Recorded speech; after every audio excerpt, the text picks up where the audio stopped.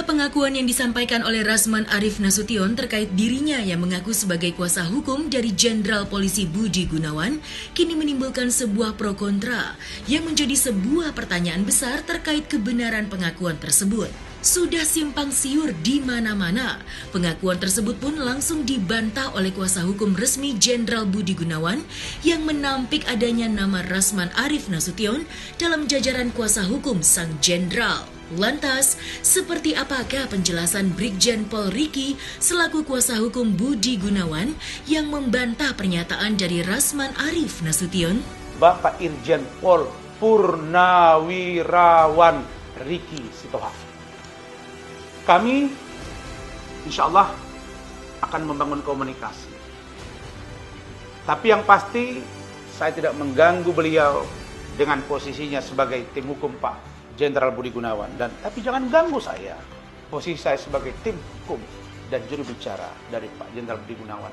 Di dalam 27 list pengacara ini, itu tidak ada nama beliau. Ya. Oke.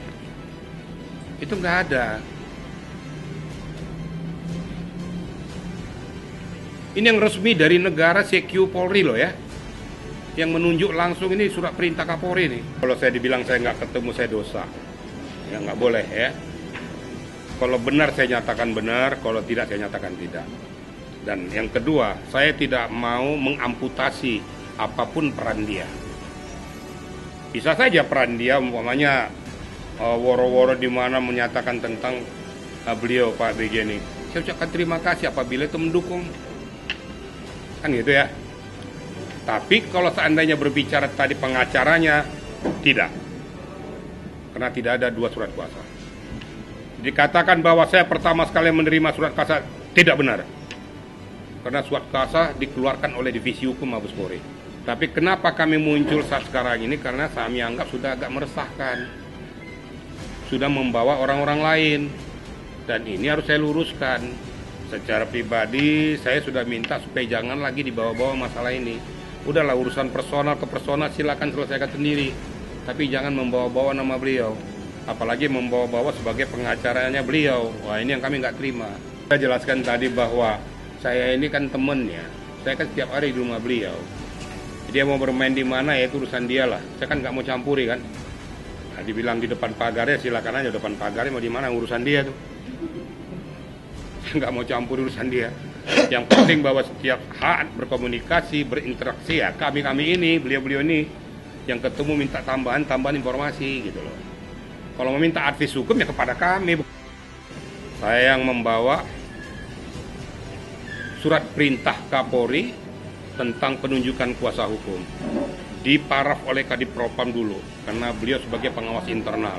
Baru kita ajukan ke Kapolri, baru ditandatangani persetujuan dan mengeluarkan surat perintah kepada kita. Tim yang tergabung di dalamnya untuk melaksanakan tugas pra-peradilan dan beracara di pengadilan. Kira-kira begitu. Jadi saya nggak mau konteks yang lain, saya luruskan tupoksi kita.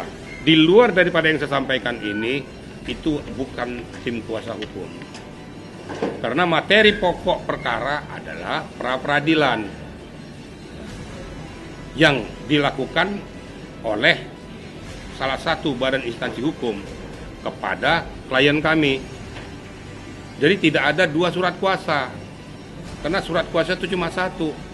Kalau seandainya ada orang-orang mau bergabung, digabungkan di dalam satu surat kuasa. Nggak ada dua surat kuasa. Nah, saya ini pelakunya langsung, jadi saya yang minta tanda tangan. Jadi saya nyatakan cuma satu surat kuasa, yaitu yang ditandatangani oleh Bapak Kapolri. Nah, salah satu diantaranya ini beliau rekan-rekan saya ini. Ini sah sebagai tim kuasa hukumnya beliau, Pak BG. Mungkin gitu ya. Tapi corong resmi daripada keluarnya cerita tentang masalah pra-peradilan ini melalui lembaga Divisi Humas Mabes Polri. Karena rekan-rekan dari media kan sudah tahu kan, itu Divisi Humas yang secara resmi untuk menginformasikan kepada publik. Adanya pernyataan dari Rasman Arif Nasution yang mengaku sebagai tim kuasa hukum serta juru bicara dari Jenderal Budi Gunawan yang tersebar luas di jejaring media sosial kini nampaknya membuat Brigjen Pol Riki nampaknya tidak terima atas adanya pengakuan tersebut. Dalam penjelasannya kali ini, kuasa hukum resmi dari Jenderal Budi Gunawan itu pun turut memberikan peringatan keras untuk Rasman Arif Nasution jika kembali mengaku sebagai kuasa hukum dari kliennya. Lantas, seperti apa bentuk peringatan yang dilontarkan Brigjen Pol Riki untuk Rasman Arif Nasution? Bisa saja. Nah, tentunya silakan saja dijabarkan sendiri. Itu udah pasti. Kalau dikatakan tuh ya, bisa saja dikatakan kebohongan publik ya. Kalau nanti mau melaporkan siapapun yang melaporkan itu kan setiap warga negara mempunyai hak kewenangan untuk melaporkan seseorang yang diduga melakukan perbuatan tindak pidana. Nanti tinggal silakan aja penyidik menindaklanjuti. Karena ranah-ranahnya sudah mengarah ke sana menurut kalian. Silakan saja siapa yang mau melaporkan itu. Saya nggak mau ikut dalam domain itu. Sepanjang ini jangan sampai menyangkut kepada hal-hal yang prinsipil. Itu kira-kira ya. Kami kan sudah memberikan klarifikasi ini. Nanti tentu kita lihat ke depan lah ya. Kita lihat ke depan. Nanti langkah-langkah apa yang kita lakukan. Ya. Tentu saya sudah sampaikan tadi bahwa apa yang sudah yang kami sampaikan adalah sesuai dengan etika prosedur yang berlaku. Kalau masih nanti komplain tentu ada langkah-langkah berikutnya. Berarti memang masih tidak mengindahkan ketentuan peraturan perundang-undangan yang ada. Kita kalau sudah berbicara tentang undang-undang, siapapun tidak boleh mengamputasinya. Siapapun ya. Namanya sudah undang-undang. Kira-kira begitu. Nanti ke depan lah kita lihat nanti langkah apa nanti ya. Kan nggak perlu saya sampaikan secara langsung kan. Ini kan secara nggak langsung kan saya sudah sampaikan tadi kan. Apabila juga masih melakukan itu, ya jabarkan aja sendiri ya. Yang perlu kan langkah tindakan nyata ya. Langkah tindakan nyata yang akan kita lakukan apabila tidak mengindahkan apa yang sudah kita sampaikan. Tentu kan ada kriteria-kriteria. Kita saling menghormati lah. Kita masih menghormati dia sebagai seorang profesi sebagai itu. Kita sesama lawyer kita menghormati lah. Tapi sepanjang orangnya mau kita hormati gitu loh. Tapi kalau masih juga ngeyel ngengkel ya nanti langkah berikutnya akan ada. Tentu ada kode etik pengacaraan ada ya. Pengacara juga nggak suka-sukanya sendiri aja ada. Contohnya begini ya. Saya sedang beracara, beliau beracara. Saya punya kode etik. Saya nggak bisa menjatuhkan beliau. Saya tanyakan dulu pada klien saya, sudah punya pengacara nggak? Kalau sudah siapa? Pak Sayed. Oh nggak, saya mundur. Itulah kita saling menghormati sesama pengacara. Yang udah sama saya aja, saya lebih hebat dari kamu. Nggak boleh begitu. Ya, kita punya etika gitu. Saya rasa saya sudah jelaskan tadi ya. Saya nggak mau berbicara kepada konteks yang lain, tapi saya berbicara pada konteks penegakan hukum. Etika prosedur. Etika prosedur yang berlaku di institusi Polri seperti apa yang sudah saya katakan bahwa setiap anggota Polri aktif yang mempunyai masalah tersangkut hukum itu institusi Polri itu wajib melakukan perlindungan hukum dan pendampingan hukum.